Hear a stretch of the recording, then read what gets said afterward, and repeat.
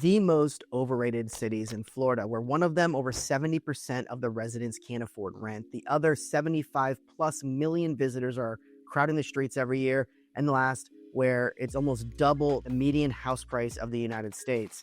These might not be just the most overrated of Florida, but the United States. I'm going to give you, at the end of this video, a city, though, that you probably never heard of that might be the most underrated here in the state of Florida as well. So stick around for that. Welcome back. I'm Ryan Zachos. I was born and raised right here in Sarasota, and I currently live in Lakewood Ranch with my family. I started this real estate firm with my father, who's retired from the Sarasota County Sheriff's Office after 25 years. And we believe real estate is built on relationships. That's why I started this YouTube channel. I wanted to help you make informed and confident decisions in your relocation journey. Before we dive into the video, feel free to check out our website. The information's in the description below. We have free guides, neighborhood quizzes, and tons of resources if you're not ready to reach out. But I would love for you to reach out, text, email, call, and I would love to have a conversation and help you in your relocation journey and help you make those informed decisions. Now, as we dive in, I have criteria that I created that everyone can agree with that determines what makes a city overrated. This criteria, there are 5 criteria that exist. One is the cost versus value gap. It is expensive and the lifestyle does not match the expenses. There is a high cost of living, the real estate is high, and the amenities are limited. 2, tourist type versus local reality.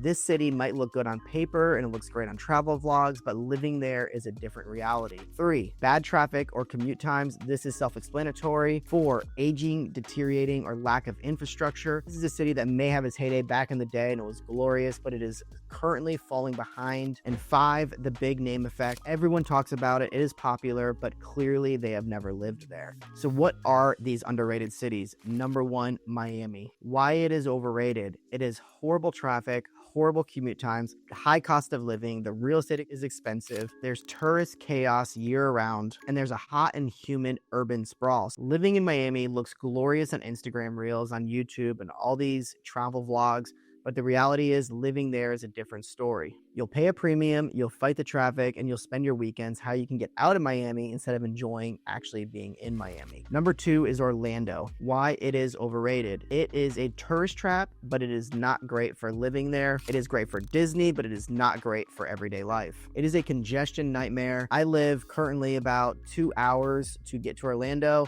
and it could take 4 hours to get to Orlando, depending on the traffic. I-4 can become a cluster and it backs up and it is a nightmare traveling in and around Orlando. It also lacks charm and walkability and also has an older infrastructure in those non-resort areas. So most people come for the theme parks, they stay for the magic, but end up realizing that living in Orlando means long commutes, tourist pricing, and suburban sprawl with little character. Number 3, Naples. Why it is overrated. It skews much older.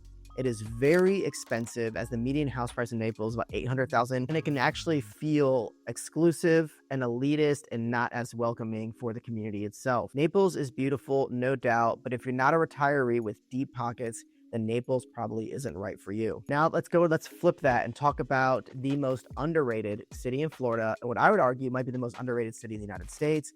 That is Venice, Florida. Venice has a historic downtown that is an island itself. It is one of the only places in the country where you can walk from this historic downtown to the beach without crossing a bridge. Because of this historic downtown, it is charming, it is walkable, it's golf cart friendly, built around this active lifestyle with biking. The Legacy Trail starts or ends in Venice, however you look at it, and runs all the way to downtown Sarasota. So it's 20 miles plus of biking trails that is paved. It's a beautiful bike ride. It's got multiple beach access up and down with a jetty.